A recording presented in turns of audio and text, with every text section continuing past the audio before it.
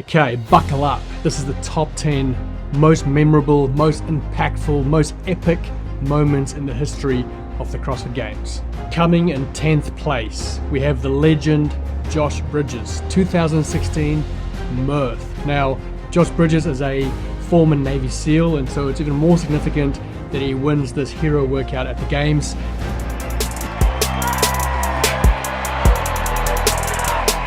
Yeah, that was awesome. It felt good. I wish Matt would have done worse, but hey, what are you going to do? You guys putting out right now. Good work, man. He sets an all-time record at the time of 34:38. It wasn't a real Murph, it was partitioned. Shut up. Okay? I know it was partitioned. Still an epic moment. Josh Bridges, winner of Murph, 2016. Coming in number 9. In 2022, there was an event called the Capitol, and there was one last female athlete left called Rebecca Fuselier. Fuselier.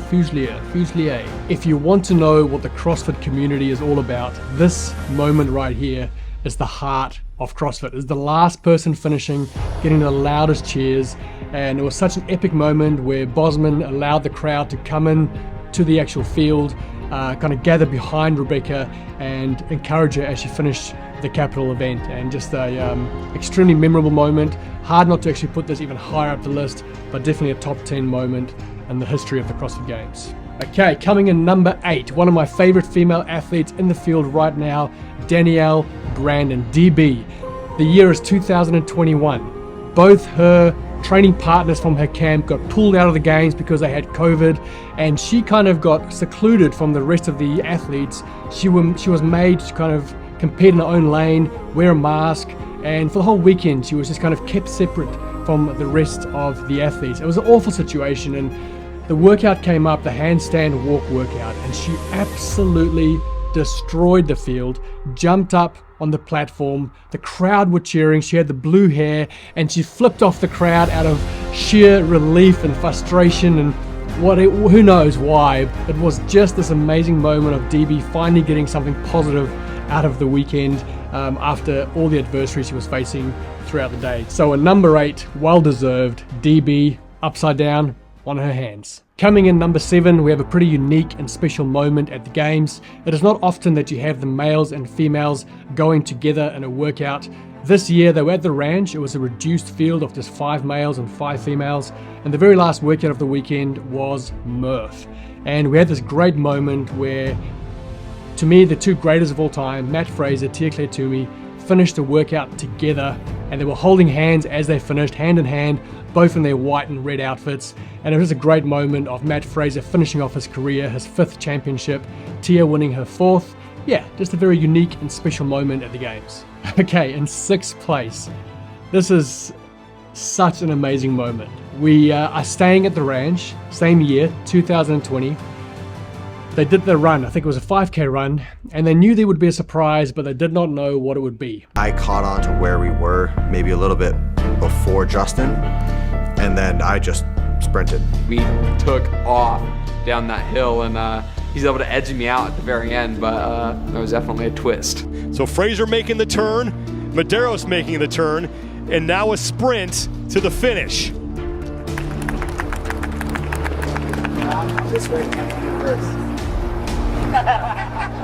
Coming, turn around, running reverse. Just take entire course backwards. Oh, this I'm serious. I'm not joking. You're gonna start losing. Run the whole course in reverse. Keep moving. I'm dead serious. Run the entire course backwards now. And there you have it. They're not done. They just reached the halfway point. And sure enough, they were only halfway there. They'd turn around and do the whole thing in reverse. Brutal stuff by the Dave Castro, but just a beautiful and again very unique moment. And it makes you wonder, will they do that kind of thing at the Games again? Will they keep the athletes in the dark about where the workout's going and just kind of give them the information at the time? We'll see. But it definitely makes for some memorable moments. Okay, we're getting down to the business end now. The moments are really hard to rank at this stage, but in 5th place, we're going to the 2016 CrossFit Games. There was a sprint event, and once again, we're talking about Matt Fraser here. You already know the moment. I wouldn't look at Matt Fraser and say, sprinter. You know what I mean? He's not the tallest dude in the world. I don't know, you just wouldn't say sprinter. But yet again, he surprises everyone, comes from behind, chases down Ben Smith, and just the most epic finish. Actually, I should say it was a race between Ben Smith, Matt Fraser, and on the sideline, you had Marston, the cameraman, running with a gimbal as fast as the boys. But in 5th place, you've got the sprint event of 2016, Matt Fraser. Unbelievable. How athletic is the dude, eh? Oh man, sometimes you forget just how good the guy was. Look how athletic he is. And you gotta mention Patty V's hair, eh? Just flowing. Fabio. Okay, this next moment in 4th place gives me goosebumps every time I watch it. We've already covered the event on the ladies' side. It is the clean at the 2019 CrossFit Games. On the men's side, we had Matt Fraser and Scott Panchik left in the fight, and they were going lift for lift. I've never seen Scott Panchik so fire up. He's normally a pretty calm, reserved kind of athlete, but he was firing up, and Matt was matching it with his energy. They both made 375 pounds, and then Scott missed 380, or didn't even really attempt 380. Matt comes in, and no, the tiebreak is just not an option for Matt. I miss this guy so much, eh? I miss Matt on the field so much. There's been no one like him. You watch his video and you just see the energy he brought, the self-belief, the confidence, just something special, eh? Hits 380, the crowd went berserk. It was just, yeah, top 5 moment, 4th place, Matt Fraser, 2019 clean event. Okay, here we go, the top 3. Let's back it up to 2014, event number 10, the push-pull event. You already know where I'm going with this. Josh Bridges, Rich Froning. Final set of handstand push-ups. Rich Froning comes down off the wall with 3 reps to go, plays it safe. Josh Bridges stays up and just squeezes out the last rep to get to that pull before Rich. Rich started catching him, he's got a bigger reach. And Josh just gets there in time. The sandbags they're kicking against are moving, and the judges are adjusting it, and he just gets there, jumps on, and Josh Bridges just explodes. And what a moment, eh? That stadium, that open tennis stadium in Carson was just something special. That red platform, slightly elevated even above the first row of the crowd. It was just, man, there were some crazy moments in our sport. How cool. That's number 3. Rich Froning, Josh Bridges, say what you want. That's number 3. Oh, I need a break, eh? I tell you what, reliving all these epic games moments, it's got me going. It's got me going. Now, I know what you're thinking. There's not enough Rich Froning in here, and therefore, the 2nd spot on the leaderboard goes to Rich Froning. We're staying in the year 2014. Double Grace. This is Rich's final year as an individual, his 4th championship. They're doing double grace, and Rich is known for barbell cycling. He's the guy who made famous the EMOM. Every minute on the minute barbell cycling, that was his jam. And so he's going head to head with Kalipa and Fraser. They're chasing him down, but he's leading the way. And he finishes his last rep, lets the bar fly over his head. And you've got Sean Woodland, saying, in 2011, fittest man on earth. 2012, fittest man on earth. 2013, fittest man on earth. Rich Froning, 2014, that's the fittest man in history. 5 reps to go for Rich Froning. 2011, fittest man on earth. 2012, fittest man on earth. 2013, Rich Froning, the fittest man on earth. In 2014, Rich Froning is the fittest man in history.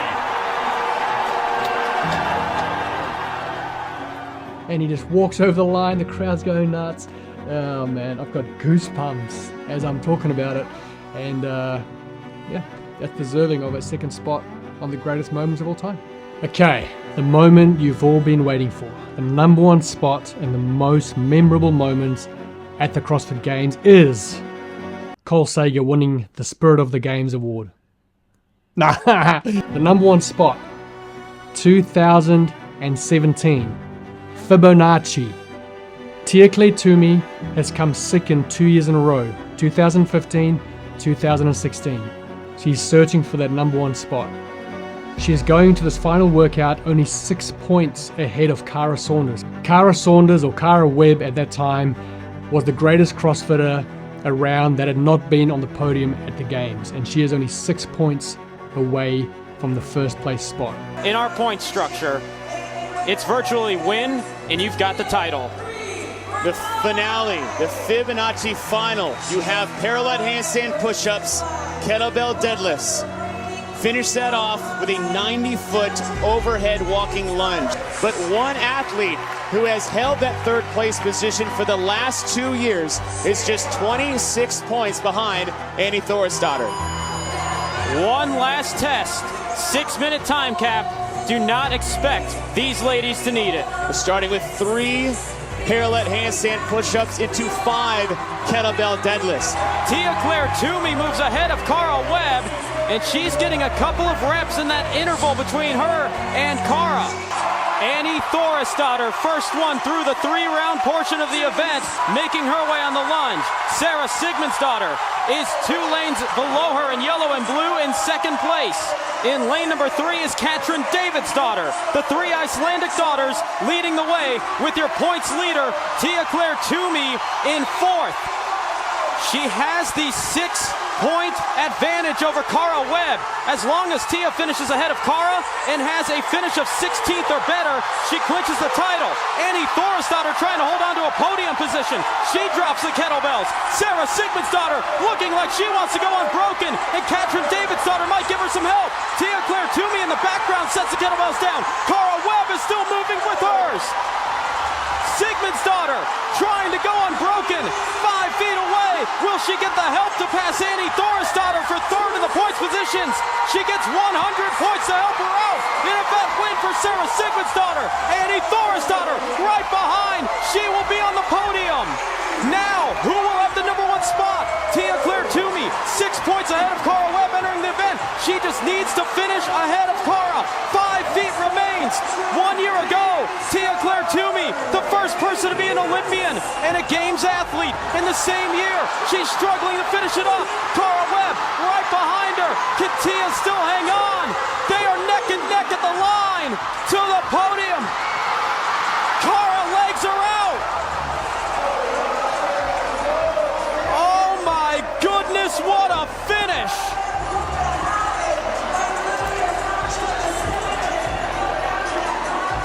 $19 of a second. The only thing we know, Annie Thorisdottir ties Rich Froning for the most amount of podium finishes by an individual athlete in Games history at 5.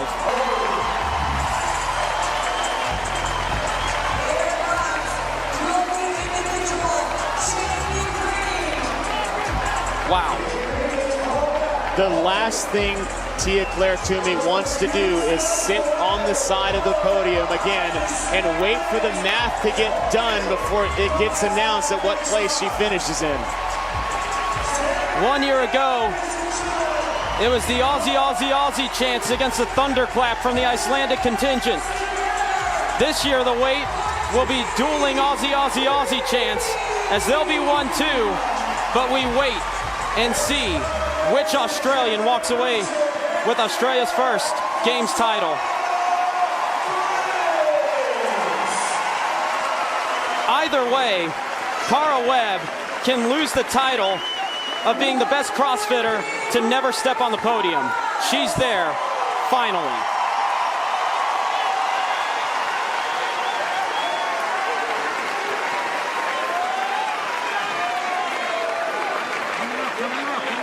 Welcome to the new era of the CrossFit Games as we begin in Madison.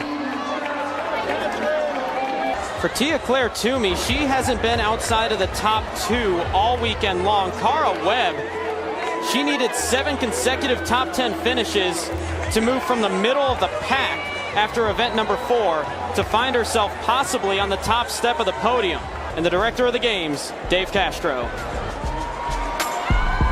Ladies and gentlemen, your 2017 fittest woman alive is from Australia. Your 2017 Reebok CrossFit Games champion is Tia-Clair Toomey!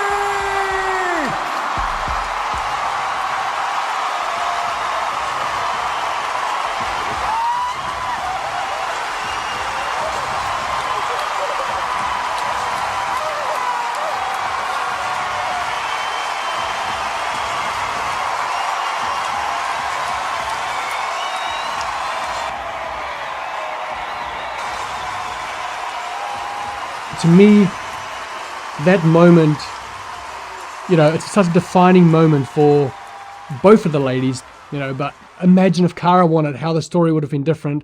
But Tia wins it and has now gone on to win 6 CrossFit Games championships.